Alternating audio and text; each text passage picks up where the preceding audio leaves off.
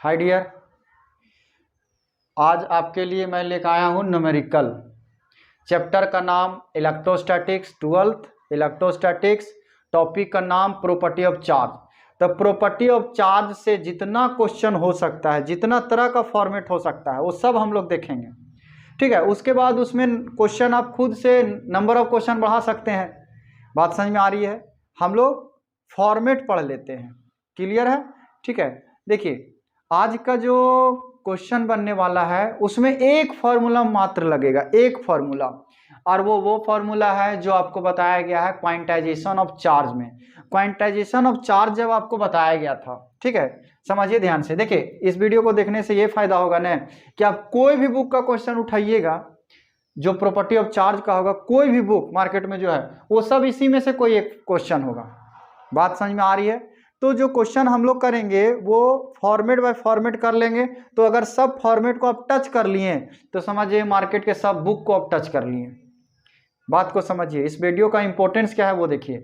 अगर आज हम प्रॉपर्टी ऑफ चार्ज आपको पढ़ा दे रहे हैं, प्रॉपर्टी ऑफ चार्ज का सारा फॉर्मेट अगर पढ़ा दिए तो आप ये समझिए कि मार्केट में जितना भी बुक उपलब्ध है वो सारा बुक आप पढ़ लिए उस टॉपिक को। बात समझ में आ रही है? ठीक है, तो हम आपसे आशा करते हैं कि देखिए न्यूमेरिकल का सिलसिला आज से चालू हो रहा है। तो अगर आप अच्छा रिस्पांस कीजिएगा, वीडियो को देखिएगा, है ना, अगर हमको लगेगा कि आप इंटरेस्टेड हैं तभी हम वीडियो लगातार अपलोड करेंगे। आज का जो वीडियो है वो जा रहा है प्रॉपर्टी ऑफ चार्ज का। अगर इसमें अच्छा रिस्पांस आया तो हम मेहनत करेंगे और फिर कूलॉम्स लॉ का जो भी न्यूमेरिकल्स होगा, जितना तरह फॉर्मेट होगा वो फिर हम आपको सिखाएंगे। फिर उसी तरह से इलेक्ट्रिक फील्ड, फिर उसी तरह से गॉस लॉ। कहने का मतलब ये है कि अगर आपका सही रिस्पांस रहा तो पूरा फिजिक्स का वीडियो हम आपको दे देंगे। बात समझ में आ रही है? और बिल्कुल फ्री, किसी तरह का कोई चार्ज लगने का जरूरत नहीं है, ये देने का जरूरत नहीं है। बात आ रही समझ में? बस एक चीज आपको करना है, अच्छा रिस्पांस करना है। आप अगर पढ़ रहे हैं, अगर हम मेहनत कर रहे हैं, आपको पढ़ाना चाह रहे हैं, तो आप अगर अब सीख रहे हैं तो बस काम खत्म हो गया, आपको सीखना है। ठीक है, तो चलिए स्टार्ट करते हैं। पढ़ने का तरीका यही है कि प्रॉपर्टी ऑफ चार्ज का जो फॉर्मूला है वो याद करो, थोड़ा सा थ्योरी दिमाग में देख लो, उसके बाद चलिए देखते हैं कि कौन सा क्वेश्चन कैसे बनता है। ठीक है, तो नोट्स जरूर बनाइएगा। ऐसा नहीं नोट्स नहीं बनाए, नोट्स नहीं बनेगा तो फिर क्या फायदा, ऐसे देख के छोड़ दिए तो कोई फायदा नहीं। ठीक है, एक बार देख लीजिए, उसके बाद नोट्स बना लीजिए, और नोट्स बनाने के बाद इतना प्रैक्टिस कीजिए ना कि वो क्वेश्चन आपसे फिर से खुद से बन जाए। तो समझ जाइए कि इस वीडियो पर आपका कमांड हो गया। बात समझ में आ रही है? सारी वीडियो में इतना बात नहीं बता पाएंगे।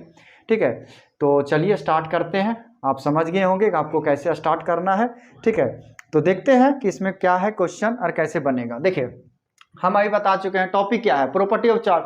प्रॉपर्टी ऑफ चार्ज में एक ही फॉर्मूला होता है, आपको याद होगा, Q equal to N E. Quantization of charge जब आप पढ़ते होंगे तो ये फॉर्मूला आपको बताया गया होगा, Q equal to plus minus N E. बात समझ में आ रही है?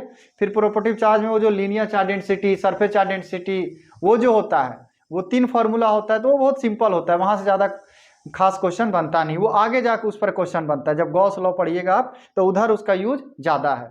ठीक है, तो हम लोग इस पे क्वेश्चन देखते हैं। Q equal to plus minus N E. अब एक बात बताइए तो आप लोग सब मिलकर, ये है क्या? Q क्या होता है? चार्ज होता है। Q को क्या बोलते हैं? चार्ज। N क्या होता है? नंबर ऑफ इलेक्ट्रॉन होता है, नंबर ऑफ इलेक्ट्रॉन। और E क्या होता है? Charge on electron. Charge on electron मतलब 1.6 इंटू 10⁻⁻19 कूलम। देखिए इलेक्ट्रॉन पे चार्ज ये होता है, ये चीज है यहाँ। N क्या हो गया? Number of electron. और Q क्या हो गया? चार्ज। आप इस इक्वेशन को ध्यान से देखिए। इक्वेशन को देखने के बाद एक बात आप नोटिस कर रहे होंगे कि इसमें दो ही चीज पूछ सकता है, या तो आपसे चार्ज पूछेगा या तो आपसे नंबर ऑफ इलेक्ट्रॉन पूछेगा। ये तो कभी पूछ नहीं सकता। इसका मतलब इस क्वेश्चन से जो सवाल बनने वाला है वो चार्ज का बनेगा और नंबर ऑफ इलेक्ट्रॉन का बनेगा। कहने का मतलब है क्वांटाइजेशन ऑफ चार्ज अगर आप पढ़िएगा तो उसमें दो ही चीज आपको कैलकुलेट करने बोलेगा, एक तो चार्ज बताओ और दूसरा क्या बताओ? Number of electron. ठीक है, तो अब देखते हैं कि क्वेश्चन में क्या दिया हुआ है और क्या निकालना है। मेरे पास यही फॉर्मूला है, Q equal to plus minus N E. अब थोड़ा सा लॉजिक ये दे देते हैं कि सर इक्वेशन में कब प्लस लेंगे और कब माइनस लेंगे। सिंपल सी बात है, जैसे देखिए एक बॉडी ये है और एक बॉडी ये है, यहाँ से इलेक्ट्रॉन इधर जा रही है, ऐसा मान लेते हैं। ये हो गया ए और ये हो गया बी। ठीक है। तो जहां से इलेक्ट्रॉन निकलती है वो हो जाता है प्लस, और जहां जाती है वो हो जाता है माइनस। इलेक्ट्रॉन जहां से निकली वो क्या हो गया प्लस, जहां गई वो क्या हो गया माइनस। अब एक बात को समझो, यहां से अगर जा रही है, अगर क्वेश्चन में ऐसा लिखा कि particle lose off electron, particle lose off electron, अगर इलेक्ट्रॉन लूज कर रहा है तो बताओ उस पर चार्ज कितना होगा। तो जो पार्टिकल लूज करेगा वो होगा पॉजिटिव, तो यहाँ इक्वेशन पॉजिटिव मिलेंगे। और अगर सवाल पूछा ए पार्टिकल गेन ऑफ इलेक्ट्रॉन, अगर पार्टिकल इलेक्ट्रॉन को गेन किया तो आंसर क्या मिलेंगे माइनस में। क्वेश्चन जो फॉर्मूला लेंगे वो क्या मिलेंगे माइनस में, लूज करेगा तो प्लस में। और एक बार मिल जाए मिटाने वाला लोहा, अगर लूज करेगा तो क्या मिलेंगे बताइए, लूज करेगा तो प्लस में, गेन अगर गेन किया तो माइनस में। इतना बात क्लियर है। चलिए तो अब एक एक करके क्वेश्चन पढ़ते हैं। पहला क्वेश्चन पढ़िए, देखिए सबसे बनेगा, क्वेश्चन में दम ही नहीं रहता है, बस थोड़ा सा आइडिया देंगे आपसे खुद क्वेश्चन बनना शुरू हो जाएगा। बोलता है सिल्क क्लॉथ गेन इतना इलेक्ट्रॉन, मतलब एन का वैल्यू दिया हुआ है। देखिएगा यहाँ सॉल्यूशन क्वेश्चन नंबर 1 का, क्वेश्चन आप लोग ने लाइन बाय लाइन लिखते जाइएगा, ठीक है। क्वेश्चन नंबर 1 का सॉल्यूशन देखिए, बोल रहा है एक सिल्क क्लॉथ गेन इतना electron, then calculate charge on the silk cloth. एक सिल्क क्लॉथ है, एक इस तरह का एक सिल्क क्लॉथ है जो इलेक्ट्रॉन को गेन करता है। नंबर ऑफ इलेक्ट्रॉन मतलब दिया हुआ है कितना 2 × 10⁻13 इलेक्ट्रॉन, 13 इलेक्ट्रॉन, इतना इलेक्ट्रॉन ये गेन कर लेता है। अगर इतना इलेक्ट्रॉन गेन कर लेगा तो पूछ रहा है कि बताइए इस पे चार्ज कितना होगा। तो गेन करेगा तो माइनस, तो यहाँ ई का वैल्यू जानते हैं आप लोग 1.6 × 10⁻19 कूलम। बात समझ में आ रही है। क्या निकालना है, चार्ज निकालना है, Q = वाट, ठीक है।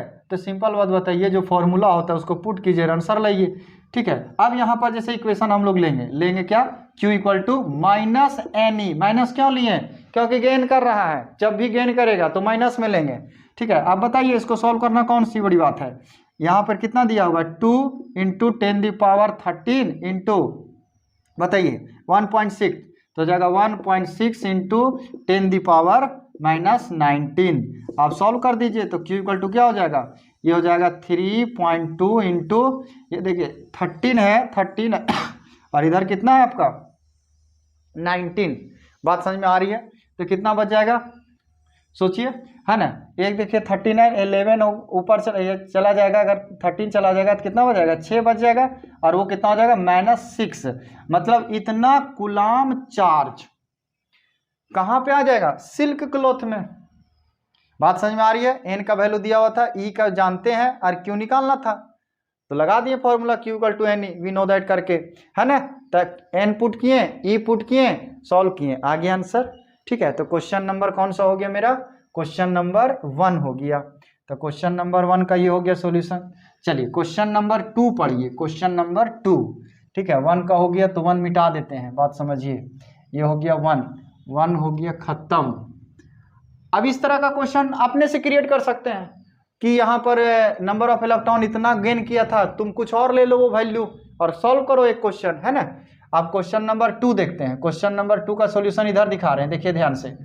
बोलते हैं ग्लास रॉड लूज इतना electrons, then calculate charge on the glass rod. जैसे ग्लास रॉड है, ये ग्लास रॉड जो है वो इलेक्ट्रॉन को लूज करता है, और वो नंबर ऑफ इलेक्ट्रॉन जो लूज करता है वो दिया हुआ है 20 × 10⁻10, इतना इलेक्ट्रॉन लूज कर गया। ई का वैल्यू हम जानते हैं 1.6 × 10⁻19, है ना। तो पूछ रहा है कि बताओ इस पे चार्ज क्या होगा। तो बताइए जब लूज करेगा तो प्लस होगा, है ना। घर से लड़की निकलती है, घर का माहौल कैसा रहता है, वो मीनिंग नहीं था, मीनिंग कुछ और है। जैसे देखिए मीनिंग ये था मेरा कि मान लीजिए कि इलेक्ट्रॉन और प्रोटॉन इक्वल है। अब यहाँ से इलेक्ट्रॉन बाहर निकल गया, बाहर अगर निकल गया तो क्या हो गया, यहाँ पे किसका संख्या बढ़ गया, प्रोटॉन का संख्या बढ़ गया। तो प्रोटॉन का संख्या बढ़ गया तो ओवरऑल ये सिस्टम का नेचर कैसा हो जाएगा, पॉजिटिव। वही बोल रहे हैं, इलेक्ट्रॉन निकल रहा है तो इस पे क्या हो गया, आपका चार्ज पॉजिटिव हो गया। बात समझ में आ रही है, ठीक है। तो देखिए क्वेश्चन में क्या बोला, एक ग्लास रॉड है, एक ग्लास रॉड जो है वो 20 × 10⁻10 इलेक्ट्रॉन लूज कर देता है। तो बताओ इस पे चार्ज कितना होगा। तो सिंपल है, एन का वैल्यू दिया है, ई का वैल्यू जानते हैं, क्यू निकालना है, लिखेंगे we know that Q = NE, N × E, बताइए Q इक्वल टू एन का वैल्यू कितना है यहाँ पे देखिए ध्यान से, एन हो गया 20 इंटू 10 दी पावर 10 इंटू ई का वैल्यू कितना है 1.6 इंटू 10 दी पावर माइनस 19। अब आगे बढ़ जाए तो Q इक्वल टू बोलिए ये कितना हो जाएगा 32 इंटू पावर में क्या हो जाएगा -19 और यहाँ प्लस में 10, तो बचेगा कितना बताइए, आपका बचेगा 10 दी पावर -9 कूलाम। इतना चार्ज आ जाएगा प्लस में किसके ऊपर, रॉड के ऊपर। बोलिए आया बात समझ में, ठीक है, बहुत ही सिंपल है। अब क्वेश्चन नंबर 3 पढ़िए, क्वेश्चन नंबर 3, ठीक है। देखिए क्वेश्चन नंबर 3 में क्या बोल रहा है कि calculate the charge carried by 8 into 10 the power 12 electron. कहने का मतलब कि n दिया हुआ है 8 इंटू 10 दी पावर 12 इलेक्ट्रॉन, और ई का वैल्यू आप जानते हैं, बार बार नहीं लिखेंगे, क्यू निकालना है। थोड़ा सा क्वेश्चन समझना है। क्वेश्चन ये बोल रहा है कि 8 इंटू 10 दी पावर 12 इलेक्ट्रॉन जा रहा है, तो कितना इलेक्ट्रॉन लेके जा रहा है, कैरी अगर इतना इलेक्ट्रॉन जा रहा है तो ये कितना चार्ज को लेके जा रहा है। सिंपल है, बात समझ में आ रही है। इतना इलेक्ट्रॉन अगर जा रहा है तो कितना चार्ज लेके जा रहा है, तो कुछ नहीं, नंबर ऑफ इलेक्ट्रॉन दिया है, क्यू निकालना है। लिखेंगे सीधे हम लोग formula, we know that Q equal to N E, तो Q इक्वल टू क्या हो गया, n का वैल्यू दिया हुआ है 8 इंटू 10 दी पावर 12 और ई का वैल्यू जानते हैं 1.6 इंटू 10 दी पावर -19 कूलम। ये जो भी आएगा वो क्या हो गया, आपका आंसर हो गया। बोलिए बात समझ में आ रही है, ठीक है। तो चलिए नेक्स्ट क्वेश्चन पे स्विच करते हैं, वो है 4th नंबर क्वेश्चन। तो कितना आसान है न्यूमेरिकल्स, अगर आप स्टेप बाय स्टेप बात को समझ रहे हैं तो, और नहीं तो यही क्वेश्चन पसीना छुड़ा देता है लोगों का। चलिए इस क्वेश्चन को देखिए, एजी समझते हैं, एजी हो गया आपका सिल्वर, ठीक है। क्वेश्चन बोल रहा है calculate the charge on AG nucleus. अगर एजी एटम्स बोलता नहीं तो हम लोग 0 बोल देते हैं, क्योंकि कोई भी एटम्स को हम लोग न्यूट्रल मान के चलते हैं। क्यों, क्योंकि इसमें नंबर ऑफ इलेक्ट्रॉन और नंबर ऑफ प्रोटॉन क्या होता है, सेम होता है। Number of electron number of proton same है, इसलिए उसको न्यूट्रल मानते हैं। लेकिन जो इलेक्ट्रॉन्स होता है वो ऑर्बिट में होता है, और ये सिर्फ न्यूक्लियस का बात किया है। न्यूक्लियस में कौन होता है, प्रोटॉन होता है, तो सिर्फ वो हमको लेना है, हमको इलेक्ट्रॉन से मतलब नहीं है। जैसे मान लीजिए ये आपका एजी है, एजी हो गया, तो ये न्यूक्लियस का हमको बात पूछ रहा है, इलेक्ट्रॉन तो इधर होता है ऑर्बिट में। बात समझ में आ रही है, तो यहां जो होगा वो सिर्फ प्रोटॉन है, प्रोटॉन के वजह से होगा।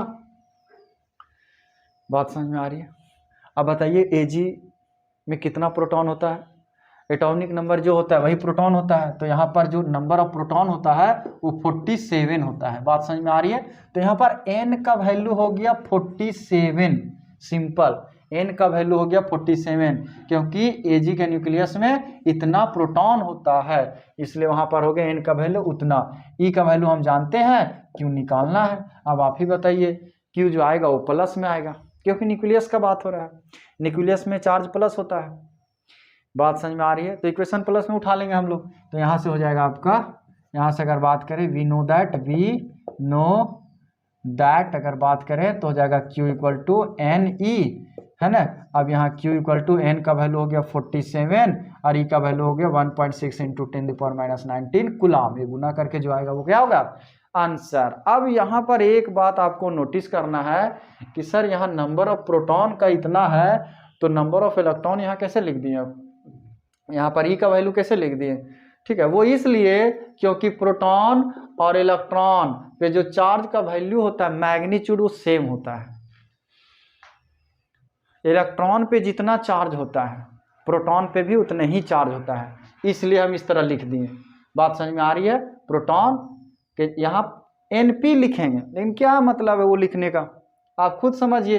इलेक्ट्रॉन और प्रोटॉन पर चार्ज जब सेम होता है तो इलेक्ट्रॉन ला ही चार्ज लिख दिए, और इलेक्ट्रॉन पे माइनस होता है, प्रोटॉन पे प्लस होता है। बात समझ में आ रही है, तो ये क्या हो गया आपका आंसर सीधा। अब हम लोग बात करेंगे 5 नंबर क्वेश्चन का। अब 5 नंबर क्वेश्चन को देखिए कि आखिर इसमें बोल क्या रहा है। यहाँ एक नया नाम आ गया, अल्फा पार्टिकल। अल्फा पार्टिकल अगर आप जान गए तो बात खत्म। यहाँ पर एक नाम आ गया अल्फा पार्टिकल, अल्फा पार्टिकल। तो समझ लीजिए थोड़ा सा, अल्फा पार्टिकल कहा जाता है हीलियम +2 को, इसी को बोलते हैं अल्फा पार्टिकल। आपसे कोई भी पूछे कि अल्फा पार्टिकल क्या है, बात समझ रहे हैं कि अल्फा पार्टिकल है क्या, तो सिंपल बोलिए He+2 को अल्फा पार्टिकल कहते हैं। कहने का मतलब है कि हीलियम एटम्स में से जब दोनों इलेक्ट्रॉन को रिमूव कर दिया जाता है तो जो वो आयंस बनता है उसी आयंस का नाम है अल्फा पार्टिकल। तो ये हो गया अल्फा पार्टिकल। अब पूछ रहा है इस पे चार्ज कितना होता है, calculate the charge on an alpha particle. पहला तो न्यूक्लियस का बात है प्लस में होगा, न्यूक्लियस के बात है तो प्लस में। देखिए होता क्या है, हीलियम में 2 इलेक्ट्रॉन और 2 प्रोटॉन होता है, 2 इलेक्ट्रॉन और 2 प्रोटॉन होता है। अब दोनों इलेक्ट्रॉन निकल गया तो यहाँ बचा कितना, 2 ही प्रोटॉन बचा है, तो n का वैल्यू कितना लेंगे, n का वैल्यू 2 लेंगे, बात खत्म। n का वैल्यू कितना लेंगे, 2 ले लेंगे, है ना। और चूंकि ये प्लस में है तो ये यहाँ पे जो चार्ज का जो वैल्यू भी होगा वो प्लस में होगा, तो Q क्या हो गया, Ne प्लस में ले लिए इक्वेशन को, n का वैल्यू 2, 1.6 इंटू 10⁻⁻19 32 हो जाएगा, ये बात समझ में आया, 3.2 इंटू 10⁻⁻19 कूलम आंसर। एक अल्फा पार्टिकल पे इतना पॉजिटिव में चार्ज होता है। अब अगर बोलेगा 2 अल्फा पार्टिकल, 3 अल्फा पार्टिकल, कुछ नहीं करना है, 2 करेगा तो यहाँ 2 से गुना कर देंगे, 3 करेगा तो 3 से गुना कर दे, एक में इतना है तो जितना रहेगा उतना से गुना कर देंगे। बोलिए टफ लग रहा है, लग तो नहीं रहा है कि टफ है, ठीक है। अगर आप 12th का कंसेप्ट अच्छा से पढ़ रखे हैं तो क्वेश्चन तो टफ लगना नहीं चाहिए। यहाँ तक देखिए हम लोग सिर्फ और सिर्फ चार्ज निकाले हैं। एक क्वेश्चन आया जो अलग है, देखो यहाँ लिखा how many electrons are there in 3.2 coulomb of positive charge. मतलब अगर चार्ज का वैल्यू दे दिया है 3.2 कूलम तो बोलता है नंबर ऑफ इलेक्ट्रॉन कितना होगा। क्वेश्चन कुछ खास नहीं है, लेकिन आप क्वेश्चन में बस एक पॉइंट समझना है कि निकालना पर कुछ और है ना। यहाँ चार्ज, वहाँ हम लोग चार्ज निकाल रहे थे अभी तक, लेकिन इसमें चार्ज दिया हुआ है, एन निकालना है। तो क्या दिक्कत है, आपके पास एक ही इक्वेशन ही है, ई का वैल्यू हमेशा फिक्स है, बार बार लिखने की जरूरत नहीं है। तो लिखेंगे we know that Q equal to N E, तो हो जाएगा N equal to Q by E. बताइए आप ध्यान से देखिए, क्यू का वैल्यू 3.2 यहाँ से उठा लिए, और ई का वैल्यू 1.6 इंटू 10⁻⁻19 गुलाम, ये भी गुलाम से गुलाम कट गया। देखिए 16 दूनी 32, तो एन इक्वल टू हो गया 2, ये नीचे है माइनस में, ऊपर जाएगा तो प्लस में हो जाएगा 19 प्लस 19 इलेक्ट्रॉन्स। इतना इलेक्ट्रॉन्स है 3.2 कूलम में, 3.2 कूलम में इतना इलेक्ट्रॉन्स होगा। अब चार्ज का वैल्यू कुछ दिया, एक एनसीईआरटी में क्वेश्चन है, ये जो ऑब्जेक्टिव का जो वीडियो हम अपलोड किए हुए हैं उसमें ये क्वेश्चन हम पूछे थे कि Q का वैल्यू अगर 1 रहेगा तो बताओ नंबर ऑफ इलेक्ट्रॉन कितना होगा। ऑब्जेक्टिव में कराए हुए हैं, अगर Q का वैल्यू 1 होगा तब तो किए कुछ नहीं है, यहाँ पर जैसे 3.2 लिखे हैं तो वहाँ 1 लिखे हुए हैं, सॉल्व किए हुए हैं। बात समझ में आ रही है, तो ये होगी आपका क्वेश्चन का आंसर। अब क्वेश्चन नंबर 7 पढ़ लेते हैं, थोड़ा अलग टाइप का है लेकिन टेंशन नहीं होगा। टेंशन क्यों नहीं होगा, क्योंकि इतना क्वेश्चन करने के बाद लगता नहीं है कि टेंशन होना चाहिए। क्या बोल रहा है, determine the total charge on 9.1 kg of electron. अब अगर नंबर ऑफ इलेक्ट्रॉन नहीं दिया, नंबर ऑफ इलेक्ट्रॉन निकालने का हिंट्स दे दिया। क्या दे दिया, बोलता है mass of total electron 9.1 kg है, तो बताओ डिटरमाइन चार्ज, तो बताओ इसमें चार्ज कितना है। जैसे कहीं से 9.1 kg इलेक्ट्रॉन उठा के लाएं, बात को समझिएगा, बोले कि 9.1 kg इलेक्ट्रॉन दो हमको, तो दिया 9.1 kg इलेक्ट्रॉन, तौल के ऐसे करके दे दिया। क्लियर है, तो अगर इलेक्ट्रॉन आया तो उस पर चार्ज भी आया होगा। इलेक्ट्रॉन अगर आया है या इलेक्ट्रॉन को अगर हम लोग लाए हैं तो चार्ज भी आया होगा, क्योंकि इलेक्ट्रॉन के ऊपर ही तो चार्ज होता है। बात आ रही समझ में, इलेक्ट्रॉन अगर आया होगा तो चार्ज आया होगा। तो 9.1 kg इलेक्ट्रॉन में कितना चार्ज आ गया होगा, बस यही आपको इसका जवाब ढूंढना है। देखिए सिंपल क्या करना है ना, नंबर ऑफ इलेक्ट्रॉन निकालना है, नंबर ऑफ इलेक्ट्रॉन। मान लेते हैं कि एग्जांपल इधर समझिएगा, थोड़ा सा तुरंत समझ में आ जाएगा। जैसे लड्डू है, क्या है, लड्डू। और एक लड्डू का वजन 2 kg है, एक लड्डू का वजन 2 kg। ले लेते हैं हम लोग एग्जाम्पल के लिए, है ना, 1 kg का लड्डू, एक kg लड्डू है। हाँ, हम क्या समझा रहे थे कि लड्डू है और एक लड्डू का वजन कितना है, 2 kg। एक लड्डू का वजन 2 kg और टोटल जो लड्डू लाए हम लोग खरीद के, वो टोटल लड्डू है 100 kg। टोटल मास कितना लड्डू का जो दुकान से खरीद के लाए, 100 kg। तो बताइए नंबर ऑफ लड्डू कितना हुआ। फिर से सुन लीजिए, एक लड्डू का वजन 2 kg और टोटल लड्डू जो हम लोग खरीद के लाए वो कितना है, 100 kg। तो नंबर ऑफ लड्डू कितना हुआ, कुछ नहीं, total mass of laddu divide by एक लड्डू का मास, तो कितना आ गया, 50 लड्डू। 50 लड्डू आ गया। बोलो कोई दिक्कत। आप समझिएगा, total laddu, total electron 9.1 kg। एक इलेक्ट्रॉन का मास 9.1 इंटू 10⁻31 kg, ये हम ऑब्जेक्टिव में बता चुके हैं। टोटल मास इतना, एक इलेक्ट्रॉन का मास इतना, ठीक है। तो लिखेंगे नंबर ऑफ इलेक्ट्रॉन, यहां लिखेंगे number of electron, number of electron. Total mass, इसको कैपिटल एम ले लेते हैं, capital M. The total mass by 1 electron का मास, तो टोटल मास कितना हो गया, 9.1 kg और एक इलेक्ट्रॉन का मास 9.1 इंटू 10⁻31 kg। देखिए kg से kg साफ हो गया, ये 9.1 से 9.1 साफ हो गया, ये ऊपर चला गया 10⁻31 इलेक्ट्रॉन। समझिए 9.1 kg इलेक्ट्रॉन में 10⁻31 इलेक्ट्रॉन लाना पड़ेगा। ये आ गया क्या, नंबर ऑफ इलेक्ट्रॉन। अब जैसे नंबर ऑफ इलेक्ट्रॉन आ गया, क्वेश्चन खत्म। क्वेश्चन में जान ही नहीं बचा। चार्ज बहुत आराम से निकाल लेंगे। Q इक्वल टू क्या होता है, Ne। तो क्या हो गया, Q इक्वल टू N का वैल्यू, N का वैल्यू किधर दिया हुआ है, ये वाला, ये सॉरी ये निकाले हम लोग N का वैल्यू 10⁻31, इलेक्ट्रॉन का वैल्यू 1.6 इंटू 10⁻19। तो हो गया Q इक्वल टू 1.6 इंटू 10⁻12 हो जाएगा, इधर है कि नहीं, कूलम। आंसर प्लस में होगा, लेकिन ये आंसर 9.1 kg इलेक्ट्रॉन में, जब 9.1 kg इलेक्ट्रॉन खरीद के लाएंगे तो इतना चार्ज अपने आप आ जाएगा। ठीक है, यहाँ पर एक कंसेप्ट डिस्कशन करते हैं, थोड़ा सा देखिएगा, मजा आएगा। ठीक है, जैसे हम लोग 9.1 kg इलेक्ट्रॉन खरीद के लाएं, 9.1 kg इलेक्ट्रॉन खरीद के लाएं, 9.1 kg। तो क्या ऐसा संभव नहीं है कि सिर्फ मास आता, चार्ज नहीं आता। जैसे हम लोग मास लेने गए थे 9.1 kg इलेक्ट्रॉन, लेकिन चार्ज इतना आ गया अपने आप, 1.6 इंटू 10⁻12 चार्ज आ गया। हमको नहीं चाहिए, हमको सिर्फ मास चाहिए इलेक्ट्रॉन का, कि सिर्फ मास हम लेंगे, गए जहाँ खरीदने गए वहाँ बोले कि हमको मास चाहिए, सिर्फ और सिर्फ मास चाहिए, हमको चार्ज नहीं चाहिए। क्या ऐसा पॉसिबल है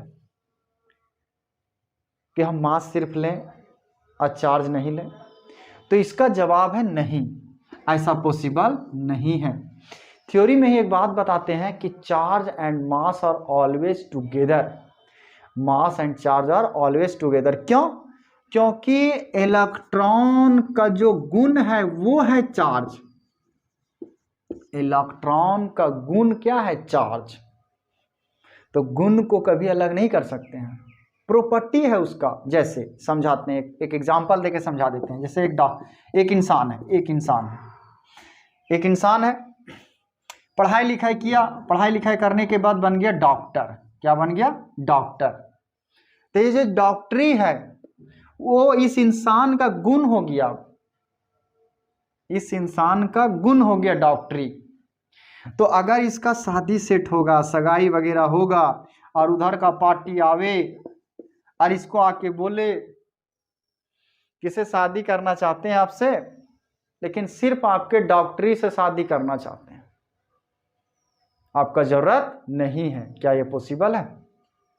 या कोई इसको इनवाइट करे कि तू मेरे घर आना, लेकिन तेरे अंदर का जो डॉक्टरी का गुण है वो मत लेकर आना, क्या ये पॉसिबल है? नहीं। जिस तरह से आपको ये लग रहा है कि ये पॉसिबल नहीं है, उसी तरह से इलेक्ट्रॉन का जो मास होता है इलेक्ट्रॉन का जो मास होता है 100 और चार्ज होता है 100, सेम चीज है। ये हो गया आदमी, ये हो गया डॉक्टरी, ये कभी भी अलग नहीं हो सकता। बात समझ में आ रही है? ठीक है, तो ये हो गया आपका न्यूमेरिकल्स। एक दो क्वेश्चन और बनता है इसमें, है ना, तो देखेंगे नेक्स्ट वीडियो में। बाकी जितना भी आपको बताएं समझाएं आप इसको प्रैक्टिस कीजिए, उसके बाद हम आपको कूलॉम्स लॉ का वीडियो भेजेंगे। लेकिन तब देखिए, अगर ईमानदारी से पढ़िएगा न तो कहीं जाने की ज़रूरत नहीं है। जिस दिन ठान लिए न कि हमको पढ़ना है, हर हाल में पढ़ना है न्यूमेरिकल, उसी दिन से आपके अंदर में चेंजिंग आने लगेगा। ऐसा नहीं है कि 1 साल बाद से शुरू करेंगे, 4 साल बाद शुरू करेंगे, जब जहाँ जिस वक्त दिमाग टनक गया उसी दिन से शुरू कर दीजिए न्यूमेरिकल पढ़ना। गारंटी लेते हैं, वक्त लगता है, कोई भी चीज़ में वक्त लगता है, तुरंत आपको रिजल्ट नहीं मिलेगा। अभी जैसे ही पहला वीडियो मेरा, इसी में थोड़ी ना रिजल्ट मिलेगा आपको कि एक वीडियो देखें, प्रॉपर्टी ऑफ चार्ज का क्वेश्चन देखें, बस आप न्यूमेरिकल बनाना शुरू कर दीजिएगा। नहीं, अगर जितना क्वेश्चन हम बताए हैं उस क्वेश्चन को अच्छा से अगर बना लीजिएगा तो प्रॉपर्टी ऑफ चार्ज का क्वेश्चन में आपका दिमाग चलने लगेगा। बने क्वेश्चन ना बने बात की बात है, लेकिन दिमाग चलने लगेगा कि प्रॉपर्टी ऑफ चार्ज का क्वेश्चन जो होता है वो इस तरह से बनता है। अभी कूलॉम, इस प्रॉपर्टी ऑफ चार्ज एकदम छोटा सा टॉपिक है, बहुत छोटा। कूलॉम्स लॉ आएगा, कूलॉम्स लॉ में देखिएगा नंबर ऑफ फॉर्मेट क्वेश्चन का, कि कितना तरह के फॉर्मेट आपको हम सिखाते हैं। तो धीरे धीरे धीरे धीरे, और एक बात और, एक न्यूमेरिकल में एक पैसेंस ये भी रखिएगा कि जब न्यूमेरिकल पढ़िएगा ना 1 महीना 2 महीना 3 महीना, तो आपको लगेगा ही नहीं कि हम कुछ पढ़ रहे हैं। पहला बात जानिए, लगेगा ही नहीं कि हम कुछ पढ़ रहे हैं। तो क्या होगा और कैसे इसका रिजल्ट आएगा हम बताते हैं। आप आंख बंद करके 6 महीना या 1 साल पढ़ लीजिए, एक पूरा चैप्टर एक पढ़ लीजिए, या फिर एक आपका जो सिलेबस है 12th को पूरा पढ़ लीजिए बिना कोई लाभ हानि सोचे, और फिर अगला साल उस क्वेश्चन का ट्यूशन किसी और जगह से कर लीजिए। उसके बाद पता चलेगा कि 1 साल में आप क्या पढ़ें और क्या खोएं। सो ये बात याद रखिए, पढ़ने वक्त नहीं लगेगा कि आप में बहुत ज़्यादा चेंजिंग आ रहा है, लेकिन 1 साल पढ़ने के बाद, 1 साल पढ़ लिए पूरा ढंग से, प्रैक्टिस कर लिए सारा क्वेश्चन, उसके बाद कोई मेडिकल एंट्रेंस जो निकलवाता है, जो तैयारी करवाता है, वहाँ पहुँच जाइए, कोचिंग में जाइए, बाहर देश में, बाहर गांव पहुँचिए, उसके बाद पढ़िए उस चीज़ को, आपको पता चलेगा कि उसका महत्व क्या था। बात समझ में आ रही है? ठीक है, कहीं हम देखते हैं बहुत सारे लड़का पढ़ा रहे हैं न्यूमेरिकल, तो हमको लगता है, उसको लगते रहता है ना कि आज सर पढ़ा दिए हैं तो बस कल से हम खड़ा हो जाएं स्टेज पे।